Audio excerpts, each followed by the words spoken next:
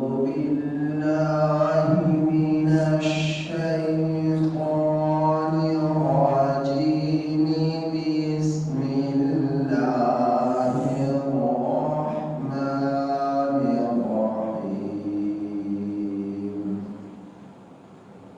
إن إبراهيم كان أمة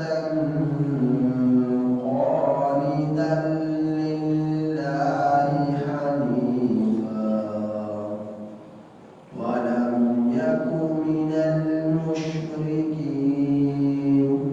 شاكرا لأنعمه اجتباه وهداه إلى صراط مستقيم وآتيناه في الدنيا حسنة وإنه في الآخرة لمن الصالحين. ثم أوحينا إليك أن اتبع ملة إبراهيم حنيفا وما كان من المشركين. إنما جعل السبت على الذين اختلفوا فيه وإن ربك ليحكم بينهم يوم القيامة فيما كانوا فيه يختلفون. یہ سورہ نحل کی آیت نمبر 120 تا 124 آپ حضرات کے سامنے تلاوت ہوئی. ان آیات کریمہ کا ترجمہ یہ ہے: ان ابراہیم، بے شک ابراہیم علیہ السلام کان امتن، ایک پیشوا تھے، قانتاً، فرما برداری کرنے والے تھے، للہ، اللہ کے لیے، حنیفا، ایک طرف رہنے والے تھے. بے شک ابراہیم علیہ السلام ایک پیشوا تھے، فرما بردار تھے، اللہ کے ایک طرف ہونے والے تھے. وَلَمْ يَكُ مِنَ الْمُشْرِكِينَ، اور نہ تھے وہ شرک کرنے والوں میں سے. شاکراً، شکریہ ادا کرنے والے تھے، لِأَنْعُمِهِ، اپنے رب کی نعمتوں کا. اجتباہ، اللہ نے اسے چنا، وہداہ، اور اس کی رہنمائی کی، الی صراط مستقیم، سیدھے راستے کی طرف. وآتیناہ، اور ہم نے دی ابراہیم علیہ السلام کو، فی الدنیا، دنیا میں، حسنہ، بھلائی، وإنہ فی الآخرۃ، اور بے شک ابراہیم علیہ السلام آخرت میں، لمن الصالحین، البتہ نیک لوگوں میں سے تھے. ثم اوحینا، پھر ہم نے وحی کی، الیک، آپ کی طرف، صلی اللہ علیہ وسلم کی طرف ان تابع یہ کہ آپ پیروی کریں ملت ابراہیم علیہ السلام کی ملت کی حنیفہ جو ایک طرف رہنے والے تھے وما کان من المشرکین اور وہ شرک کرنے والوں میں سے نہ تھے انما جعل السبت بے شک مقرر کیا گیا ہفتے کا دن علی الذین ان لوگوں پر اختلفوا فیہ جنہوں نے اختلاف کیا اس کے بارے میں وَإِنَّ رَبَّكَ اور بے شک تیرا رب لَيَحْكُمُ بَيْنَهُمْ البتہ فیصلہ کرے گا ان کے درمیان یوم القیامت قیامت کے دن فِيمَا كَانُوا فِيهِ يَخْتَلِفُونَ اس چیز کے بارے میں جس میں یہ لوگ اختلاف کرتے تھے۔ اللہ جل جلالہ نے اپنے بعد پوری کائنات میں ساری مخلوق میں پوری کائنات میں ساری کی ساری مخلوقات میں اللہ جل جلالہ نے سب سے زیادہ درجہ فضیلت رفعت عظمت اور فوقیت اگر کسی ہستی کی رکھی ہے تو وہ میرے اور آپ کے پوری کائنات کے پیغمبر آخری نبی محمد مصطفیٰ صلی اللہ علیہ وسلم کی ذات اقدس کو کہ اللہ نے رکھی ہے کہ اپنے بعد سب سے زیادہ مقام نبی کریم صلی اللہ علیہ وسلم کو دیا، یعنی اللہ کے بعد روئے زمین پر سب سے زیادہ فضیلت، سب سے زیادہ عظمت، سب سے زیادہ رفعت، سب سے زیادہ فوقیت، سب سے زیادہ عظمت اللہ رب العزت نے نبی کریم صلی اللہ علیہ وسلم کو دی ہے۔ نبی کریم صلی اللہ علیہ وسلم کے بعد سب سے زیادہ مقام ابراہیم علیہ السلام کا ہے، اور ابراہیم علیہ السلام کے بعد حضرت موسیٰ کلیم اللہ علیہ السلام کا ہے۔ تو ابراہیم علیہ السلام کا ان آیات کریمہ میں تذکرہ ہے۔ اللہ تعالی حضرت ابراہیم علیہ السلام کے اوصاف بیان فرما رہے، خوبیاں بیان فرما رہے کہ ابراہیم علیہ السلام کی خوبی کیا تھی کہ ان ابراہیم کان امہ، ابراہیم علیہ السلام ایک پیشوا تھے، مقتدا تھے۔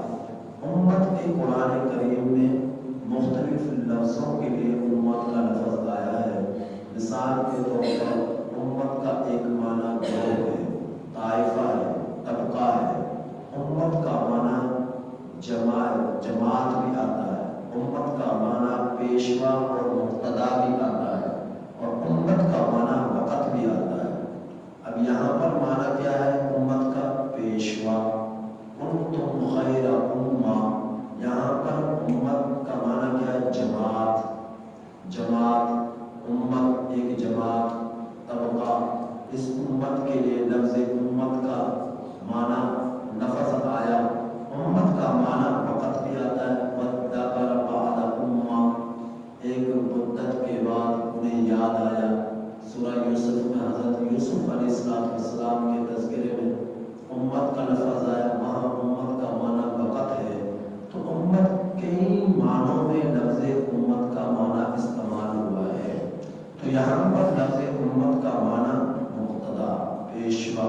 حضرت ابراہیم علیہ السلام ایک پیشوا تھے، قانتاً، مقتدا پیشوا کیسے کہتے ہیں؟ جس کی اقتدا کی جائے، جس کی پیروی کی جائے، اسے مقتدا اور پیشوا کہا جاتا ہے۔ تو حضرت ابراہیم علیہ السلام ایک پیشوا تھے، مقتدا تھے، قانتاً فرما برداری اختیار کرنے والے تھے، للہ اللہ کے لیے، حنیفہ ایک طرف رہنے والے تھے۔ فرما برداری ایسی کی کہ اللہ نے کہا وطن چھوڑ دے، ابراہیم علیہ السلام نے چھوڑ دیا۔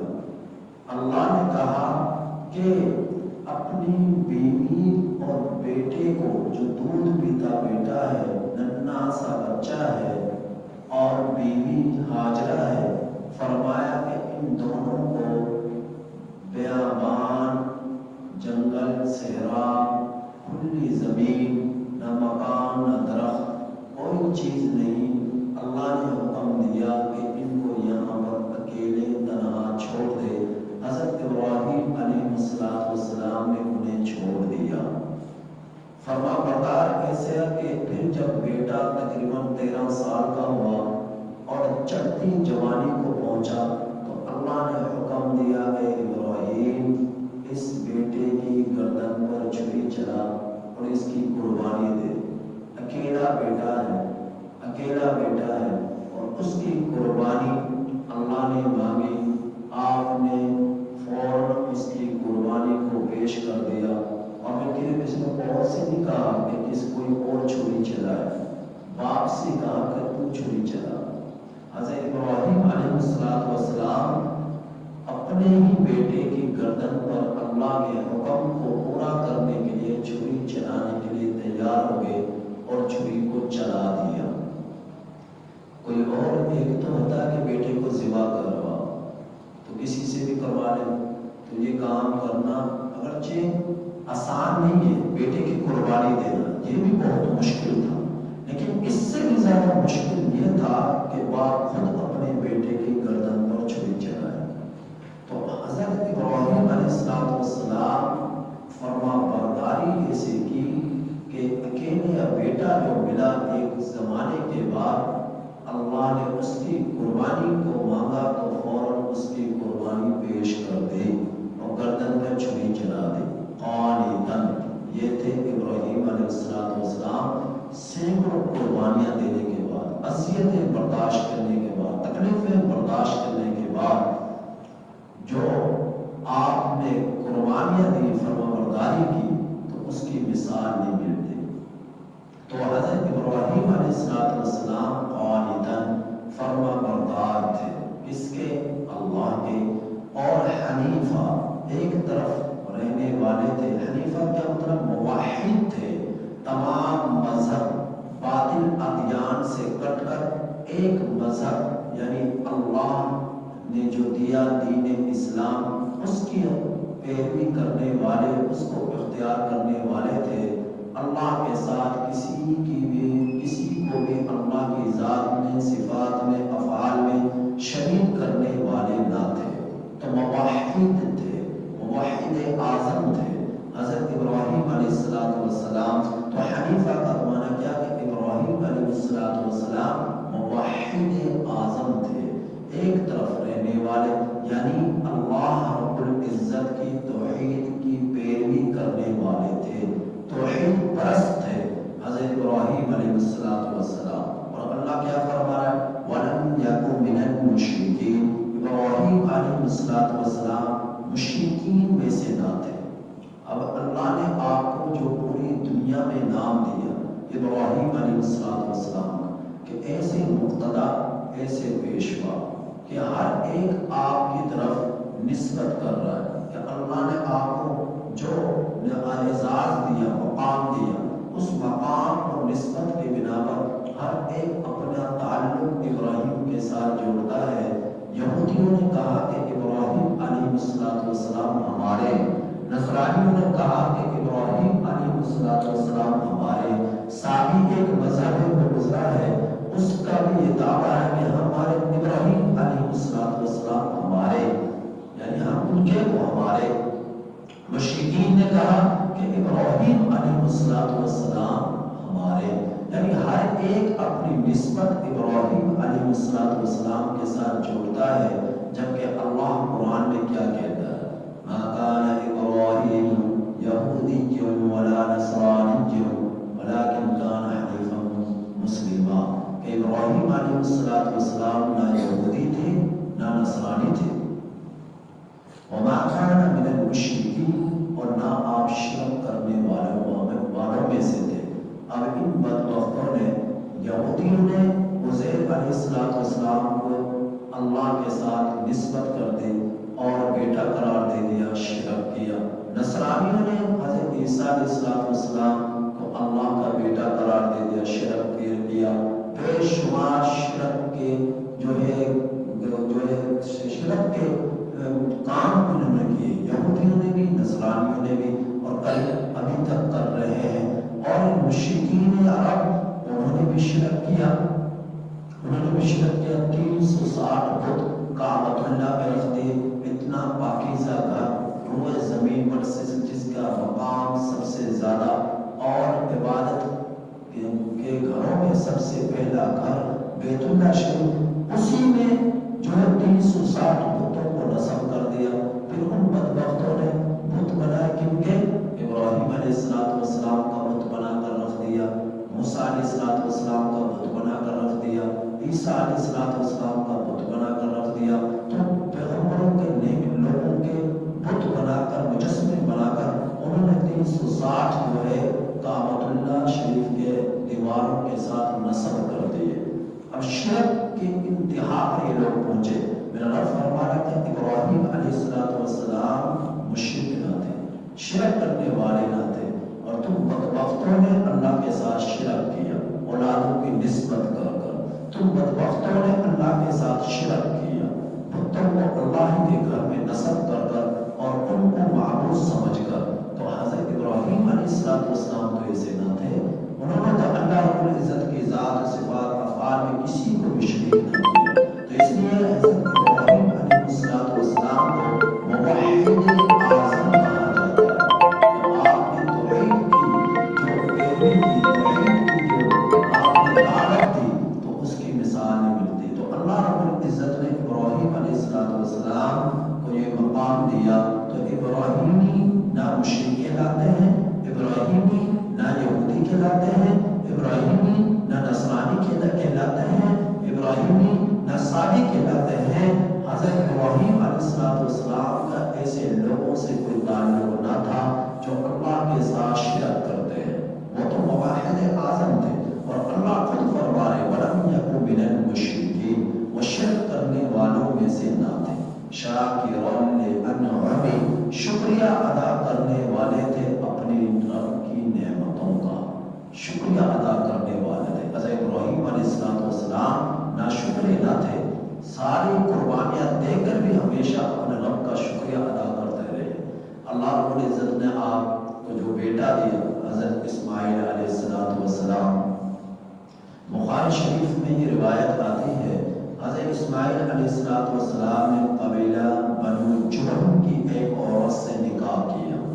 हज़रत इब्राहिम अलैहिस्सलाम शाम में रहा करते थे, और हज़रत इस्माइल अलैहिस्सलाम अरब में रह रहे, अरब की सरजमीन पर मक्का मुकर्रमा यहाँ पर। तो हज़रत इब्राहिम अलैहिस्सलाम कभी कभार बेटे से मिलने के लिए तशरीफ़ ले आते उनके शाम से। तो एक मरतबा तशरीफ़ लाए, तो हज़रत इस्माइल अलैहिस्सलाम की जो बीवी थी वो घर पर अकेली थी, और हज़रत इस्माइल अलैहिस्सलाम जंगलात की तरफ शिकार करने के लिए निकले हुए थे। तो हज़रत इब्राहिम अलैहिस्सलाम तशरीफ़ लाए और आपने सलाम किया, उसने सलाम का जवाब दिया। हज़रत इब्राहिम अलैहिस्सलाम ने उस खातून से पूछा कि तेरा खामिद कहाँ है? वो कहने लगी वो शिकार पर गए। तो शिकार के लिए जब आप जाया करते 2-2, 3-3 दिन के बाद तशरीफ़ लाया करते थे हज़रत इस्माइल अलैहिस्सलाम, तो वो पूछा कि तेरा गुज़र बसर कैसा हो रहा है? तो वो कहने लगी कि बस हालात बड़े तंग है, बहुत परेशानी है, बस आगे ज़मज़म पर गुजारा होता है और गोश्त पर गुजारा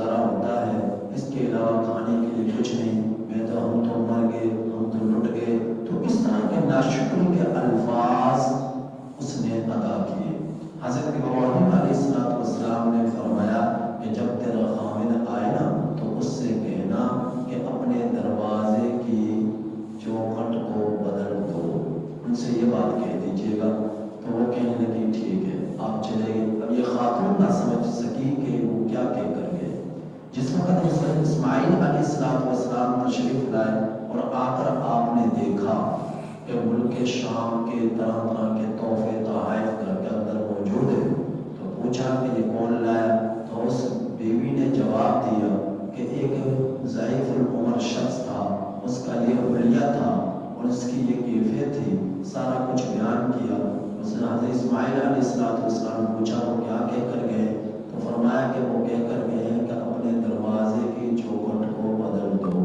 حضرت اسماعیل علیہ السلام نے فرمایا کہ تم نے جو اللہ جو ہے ان بزرگ کے سامنے جو ناشکری کے الفاظ جو ادا کیے تو وہ ان کو ناگوار گزرے، ناپسند گزرے، تو اس کی بنا پر وہ یہ بات کہہ کر گئے ہیں کہ اپنی اس بیوی کو یہ ناشکری ہے اور اللہ کی نعمتوں کا شکریہ ادا نہیں کرتے، لہذا اس کو طلاق دے دو۔ تو طلاق دینے کا حکم دیا۔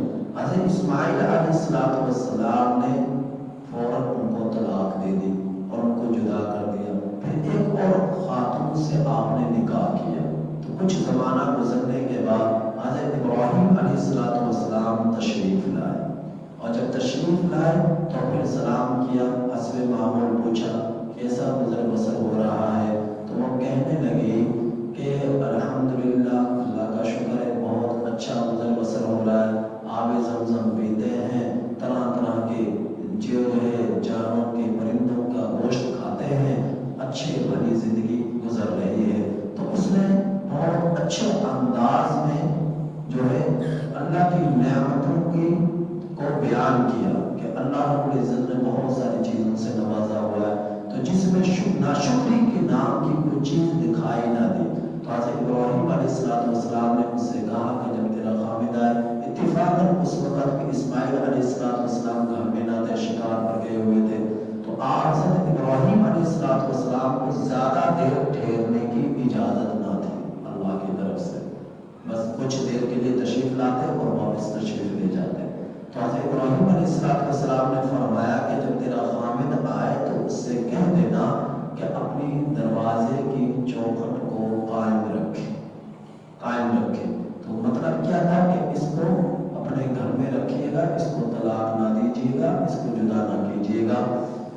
تو حضرت ابراہیم علیہ السلام اللہ رب العزت کی نعمتوں کی قدر دانی کرنے والے تھے، شکریہ ادا کرنے والے تھے، لیکن جو ناشکرا ہوتا اس کو پسند نہ فرماتے، کہ اللہ کی نعمتوں کی ناقدری کرنے والا ہوتا اسے پسند نہ کرتے۔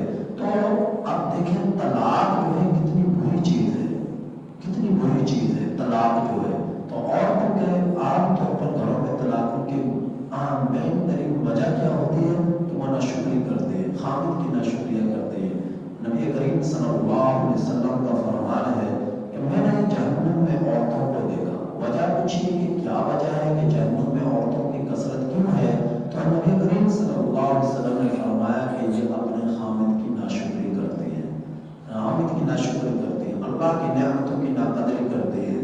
ہر حال میں ہم میں سے ایک کو چاہیے کہ اللہ نے تھوڑا دیا ہے، زیادہ دیا ہے، تنگی میں زندگی گزر رہی ہے، خوشحالی میں زندگی گزر رہی ہے، بس حلال پر گزرے، حرام پر نہ گزرے، حلال پر گزرے، حرام پر نہ گزرے۔ چاہے تھوڑی کھانا مل رہا، تھوڑی جو ہے خوشحالیاں آ رہی، لیکن ہر حال میں اپنے رب کی نعمتوں کی قدر دانی کرے، اللہ کی نعمتوں کا شکریہ ادا کرے، اور جو اللہ کی نعمتوں کا شکریہ ادا کرتا ہے لَإِن شَكَرْتُمْ لَأَزِيدَنَّكُمْ، اللہ زیادہ دیتا ہے۔ اور جو اللہ کی نعمتوں کی ناقدری کرتا ہے تو اللہ کیا فرماتا ہے؟ وَلَئِن كَفَرْتُمْ إِنَّ عَذَابِي لَشَدِيدٌ، کہ جو ناشکری کرتا ہے اللہ اس کو دردناک عذاب دیتا ہے، شدید عذاب دیتا ہے، سخت ترین عذاب دیتا ہے جو اللہ کی نعمتوں کی ناقدری کرتا ہے۔ تو نبی کریم صلی اللہ علیہ وسلم نے کیا فرمایا؟ عورتوں کو جہنم میں نے زیادہ دیکھا۔ کیوں دیکھا؟ یہ اللہ کی نعمتوں کی ناقدری کرتی ہے، خامد کی ناقدری کرتی ہے، کتنا ہی ناقدر کیوں نہ دے پھر بھی یہی کہتے ہیں میں تو مر گئی، گھر میں گزر بسر بہت مشکل سے ہو رہا ہے۔ تو ایسا نہیں کرنا چاہیے۔ طلاق کتنی جو ہے بری چیز ہے، اور اللہ کے حلال کردہ چیزوں میں اللہ کے ہاں سب سے بدترین چیز ہے۔ اللہ نے حلال قرار دیا ہے لیکن بدترین چیز ہے. لیکن حضرت ابراہیم علیہ السلام طلاق کا حکم دے رہے کہ اپنے خامد سے کہنا کہ تجھے طلاق دے، تجھے گھر میں رہنے کے قابل نہیں ہے کہ تجھے اپنے کو نکاح میں رکھے، اپنے گھر میں رکھے.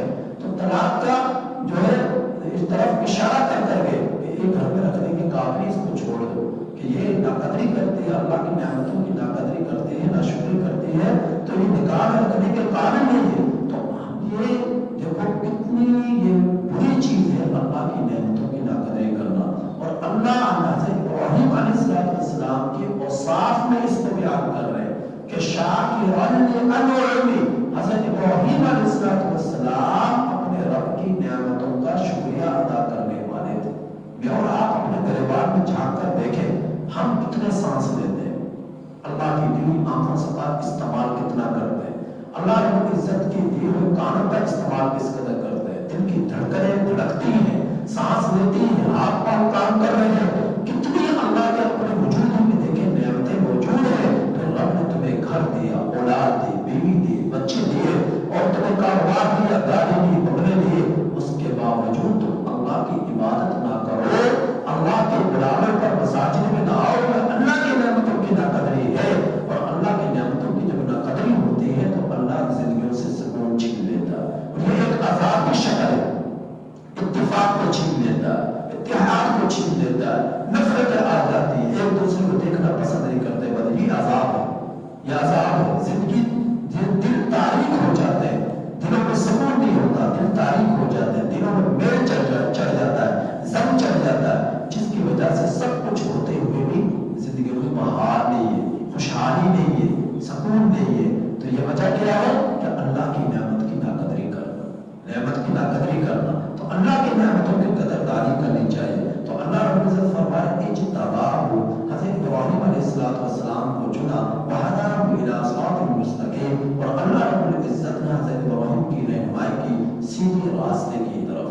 وآتیناہ فی الدنیا حسنہ، اور ہم نے دی ابراہیم علیہ السلام کو دنیا میں بھلائی، ایسی بھلائی کہ دیکھیں ہر مذہب کے لوگ حضرت ابراہیم علیہ السلام کو اپنا مقتدا سمجھ رہے، اپنا پیشوا سمجھ رہے، لیکن حضرت ابراہیم علیہ السلام کی سیرت کو اپنانے کے لیے تیار نہیں ہے. کہ نسبت کر رہے ہیں لیکن نسبت کا کوئی تعلق نہیں ہے حضرت ابراہیم علیہ السلام سے.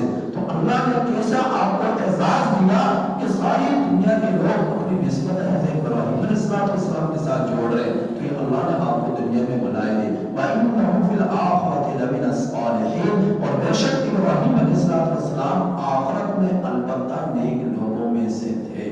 دنیا میں میرے رب نے ابراہیم علیہ السلام کے نام کو روشن کیا، آخرت میں بھی آپ کے نام کو زندہ کیا، آخرت میں بھی آپ کو مقام دیا، دنیا میں بھی آپ کو مقام دیا. اور اللہ خود فرمانے کہ آپ نیکوں میں سے تھے، نیکوں میں سے تھے. کتنا بڑا اعزاز ہے حضرت ابراہیم علیہ السلام کا. پھر فرمایا میرے رب نے ثم اوحینا الیک، اپنے وحی کی آپ کی طرف.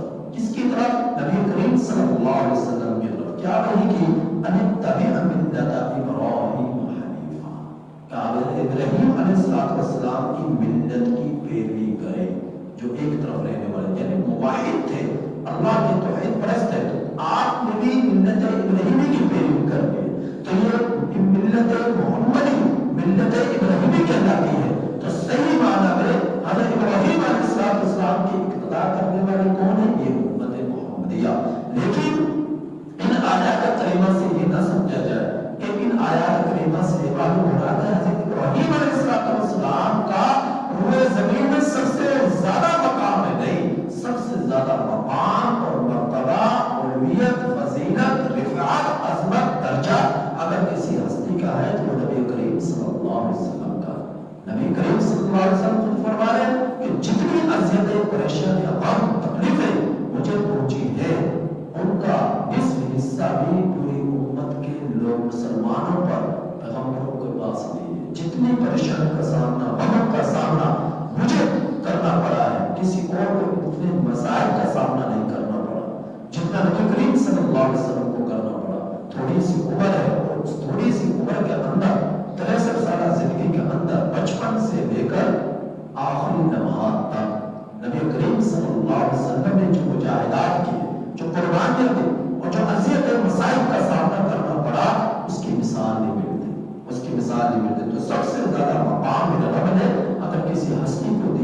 نبی کریم صلی اللہ علیہ وسلم کی ذات اقدس ہے. تو اللہ اپنے نبی کی طرف پیش کر رہے ہیں کہ ابراہیم علیہ السلام کی ملت کی پیروی کیجیے. تو یہ ملت ابراہیمی کہلاتی ہے. وما کان من المشرکین، اور نہ تھے وہ شرک کرنے والوں میں سے تھے.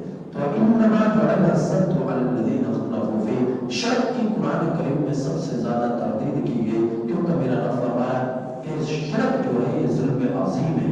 ان الشرک لظلم عظیم، شرک سے بچو، بس شرک سے بچو تم، شرک سے بچو تم. ہر طرح کے شرک سے جو اللہ رب العزت کی ذات اور صفات پر افعال میں ڈاکہ ڈالے، ہر ایسے عمل سے اپنے آپ کو دور رکھو. اللہ رب العزت کو شرک سے پاک رکھو. اللہ ایک ہے، ایک تھا، ایک ہی رہے گا، اکیلا ہے اللہ رب العزت. اور یہ اللہ رب العزت نے اپنی تعریف، اپنا تعارف پورا سورہ اخلاص میں فرما دیا کہ قل هو اللہ احد، اللہ ایک ہے، اللہ الصمد، وہ بے نیاز ہے، نہ اسے بیٹوں کی ضرورت، نہ بیٹیوں کی، نہ بیوی کی، کسی کی اللہ کو ضرورت نہیں. اللہ الصمد، وہ بے نیاز ہے، وہ سب کو دینے والا ہے، وہ خود کسی چیز کے لینے کا محتاج نہیں، کیونکہ سارے خزانوں کا مالک تو اللہ ہے. ہر چیز پر قبضہ قدرت تو اللہ کا ہے. ان چیزوں کی اللہ کے ہاں کوئی حیثیت نہیں ہے. یہ تمہارے سونے ہیں، جواہرات ہیں، ہیرے ہیں، موتی ہیں، محلات ہیں، یہ سب اللہ کے دیے ہوئے، اللہ کی مخلوق ہے. تمہارے پاس اپنا کچھ نہیں، اپنی جان بھی نہیں، اپنی دل کی دھڑکنیں بھی تمہارے پاس نہیں. تم سب فقیر ہو، تم سب فقیر ہو، تم سب اللہ کے محتاج ہو. اور اللہ داتا ہے، اللہ مالک ہے، اللہ شہنشاہ ہے، کوئی بادشاہوں کا حقیقی بادشاہ ہے. تو اللہ رب العزت مالک الملک ہے. اللہ رب العزت کیا فرمایا؟ مالک القدوس، سلام مؤمن، وہ سلام ہے، مومن ہے، قدوس ہے، رحمان ہے، رحیم ہے. تو اللہ رب العزت رزاق ہے. تو ہم سب اس کی مخلوق کو، ہم سب کا خالق، ہم سب اس کی مخلوق کو، ہم سب کا مالک، ہم سب اس کے مرزوق کو، ہم سب کا رازق. تو اللہ رب العزت جو ہے وہ حقیقی بادشاہ ہے. لہذا ہم سب کو چاہیے اللہ کی ذات، صفات، افعال میں کسی بھی معاملے میں کسی بھی چیز کو شریک نہ ٹھہرائے. آگے میرا رب فرماتا ہے انما جعل السبت، بے شک مقرر کیا گیا ہفتے کا دن ان لوگوں پر جنہوں نے اختلاف کیا اس کے بارے میں. بحر کلثوم کے قریب ایک بستی ہے ایلا، اہل یہود کے وہاں پر بندرگاہ تھی جو کہ اسرائیل کی بندرگاہ کہلاتی ہے. اسرائیل کے قریب بحر کلثوم ہے، وہاں پر ایک بستی تھی ایلا. آج کل اسے ایلات کہا جاتا ہے، ایلات. اس بستی کا نام آج کل کیا ہے؟ ایلات. تو یہ اس وقت نام کیا تھا؟ ایلا. تو اب وہ نام ایلا سے ایلات ہو گیا. بحر کلثوم کے پاس یہ بستی ہے اور اسرائیل کی یہ بندرگاہ ہے. تو یہاں پر اہل یہود رہا کرتے تھے. اللہ رب العزت نے اہل یہود کے لیے ایک دن مقرر کیا عبادت کا کہ جمعۃ المبارک کی شام سورج غروب ہونے سے لے کر ہفتے کی شام سورج غروب ہونے تک یہ 24 گھنٹے کا وقت تھا ان کے لیے عبادت کا. ہمارے پاس کتنا وقت ہے ہفتے میں؟ ایک جو عبادت کا ہے وہ ہے جمعۃ المبارک کی پہلی اذان سے لے کر نماز جمعہ کی تکبیر تک، یہ وقت. تو اس وقت کے اندر کوئی بھی کام کرنا، خرید و فروخت کرنا، یہ حرام ہے. خرید و جمعے کی تیاری سے ہٹ کر آپ کوئی بھی کام کریں گے وہ کیا ہے؟ حرام ہے. نبی کریم صلی اللہ علیہ وسلم کا کیا فرمان کہ جس نے ایک لقمہ حرام کا کھایا، میرے نبی کا فرمان ہے 40 راتوں تک اور 40 دنوں تک اللہ رب العزت اس حرام کے لقمہ کھانے والے کی دعا کو قبول نہیں کرتے. ایک لقمہ حرام کا کھایا تو دعائیں ہماری جب قبول نہ ہو تو کیوں نہ ہو؟ اس وجہ سے نہ ہو کہ ہمارا کھانا پینا اوڑھنا بچھونا جب حرام کا ہوگا تو دعائیں کہاں سے قبول ہوں گی؟ دعائیں کہاں سے قبول ہوں گی؟ تو فرمایا کہ ایک لقمہ حرام کا کھاؤ گے، جس نے ایک لقمہ کھایا 40 راتیں اور 40 دنوں تک اس کی دعا قبول نہیں ہوگی. تو نماز جمعے کی پہلی اذان سے لے کر نماز جمعے کی تکبیر تک جو شخص دکان کو پھر بھی کھلا رکھے، بازاروں کو پھر بھی کھلا رکھے، خرید و فروخت ریڈی کو پھر بھی لگائے اور دنیا کے کام دھندوں میں مشغول رہے، تو نماز جمعے کی پہلی اذان کے بعد اس کی ساری خریداری، ساری اس کی فروخت پانا، یہ سب کا سب حرام میں ہے، حرام میں شامل ہو رہا ہے. اب جو بھی وہ خرید رہا ہے، جو بھی وہ بیچ رہا ہے، حرام کے زمرے میں آ رہا ہے. تو پہلی اذان کے بعد خرید و فروخت کرنا یہ حرام ہے. پہلی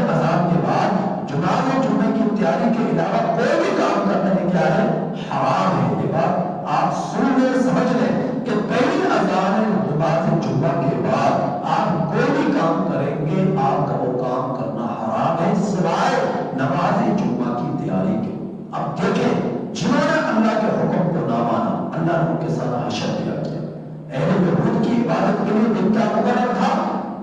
ہفتے کا، جس کا وقت جمعہ مبارک کے دن سورج کے غروب ہونے سے لے کر ہفتے کے دن سورج کے غروب ہونے تک کا 24 گھنٹہ کا وقت تھا۔ اللہ نے حکم دیا کہ اس میں عبادت کرو اور حکم دیا اس دن کا میں تم نے شکار نہیں کرنا تو انہوں نے ہیلا کیا۔ یہ کیا کہ جو وہاں سے دریا بہتا تھا اس کے کنارے پر انہوں نے بڑے گڑھے بنا دیے، گڑھے کھود دیے، تالاب بنا دیے اور ان کے اندر ہفتے کے دن آنے سے پہلے اس میں پانی کو چھوڑ دیتے کہ مچھلیاں سب کے سب اس میں چلی جائے، شکار نہ کرتے۔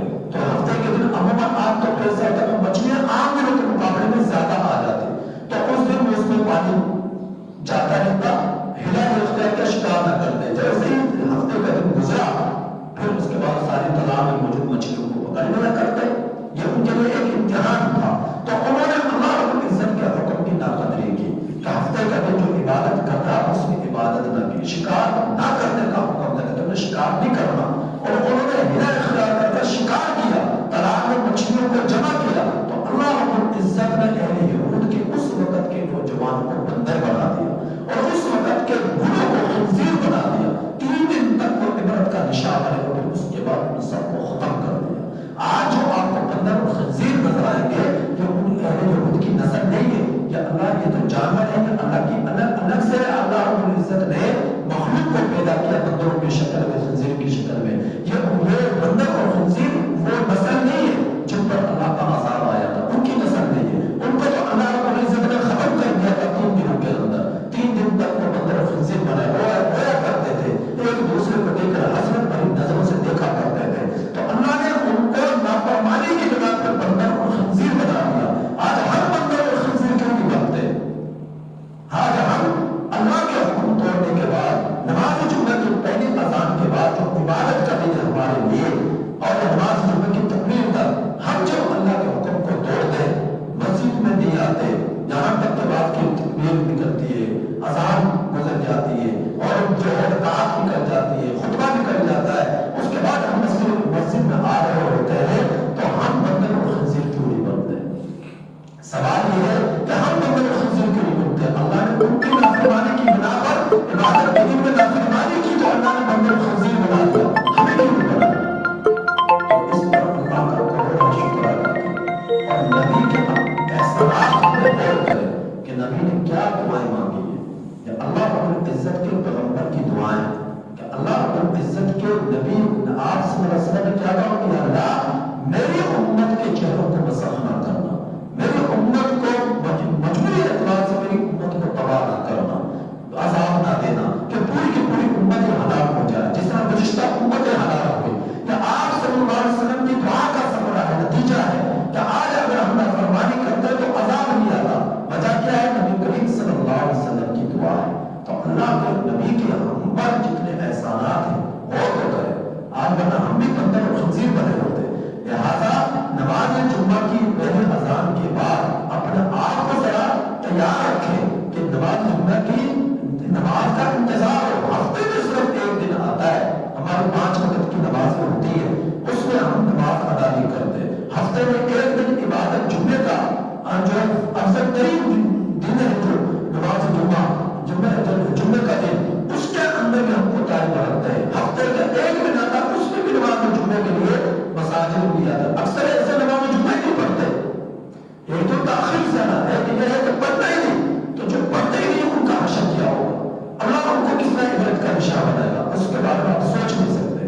لہٰذا توبہ استغفار کی ضرورت ہے، اللہ تعالیٰ سے معافی مانگنے کی ضرورت ہے۔ تو نماز جمعہ کی پہلی اذان کے بعد سوائے نماز جمعہ کی تیاری کا آپ کسی اور کام کو نہ کریں۔ تو اللہ رب العزت نے نبی کریم صلی اللہ علیہ وسلم کو وحی کے ذریعے بتلایا کہ ایک قوم ایسی گزری ہے اہل یہود کی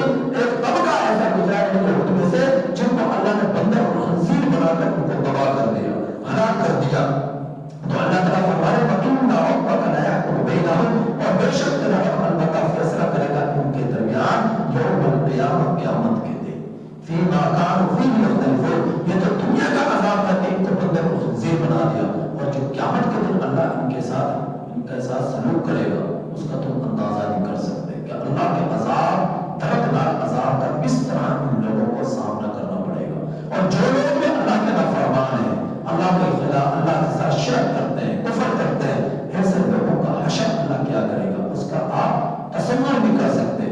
لہٰذا اللہ کے غضب سے ڈرنے کی ضرورت ہے، اللہ کی رحمت کی طرف متوجہ ہونے کی ضرورت ہے۔ اللہ کہہ رہا تم میرے رحمت سے لا تقنطوا من رحمت اللہ، میرے رحمت سے ناامید نہ ہو۔ گناہ ہو جائے فوراً توبہ کر لو، معافی مانگ لو۔ گناہ کر توبہ کرنے والا ایسا ہے جیسے اس نے گناہ ہی نہیں کیا، لیکن گناہ جو اتفاقاً ہو جائے، جان بوجھ کر نہیں کہ اللہ معاف کر دے گا، وہ رحمان ہے، رحیم معاف کر دے گا، لہٰذا کرتے جاؤ، یہ تو اللہ کے ساتھ مذاق ہے۔ تو ایسا نہیں جو آپ سے کبھی خطا ہو جائے، گناہ ہو جائے، سینکڑوں گناہ ہوتے ہیں ہم سے، فوراً اللہ تعالیٰ سے معافی مانگے، توبہ کرے۔ کیا مبادہ موت آ جائے توبہ کرنے کا موقع نہ ملے، موت آ جائے توبہ کرنے کا موقع نہ ملے، لہٰذا ہر شام توبہ کے ساتھ گزارے۔ جب بھی آپ اپنے بستر پر آئے اللہ تعالیٰ سے استغفار کرے، معافی مانگے، یا اللہ معاف کر دے، جتنے بھی دن بھر میں تیرے حکم ٹوٹے ہیں، نافرمانیاں ہوئی ہیں، یا اللہ معاف کر دے، کل کے دن میں نہیں کروں گا، آئندہ نہیں کروں گا، تو مجھے معاف کر دے، میں چھوڑتا ہوں، میں توبہ کرتا ہوں۔ یہ چند الفاظ بول کر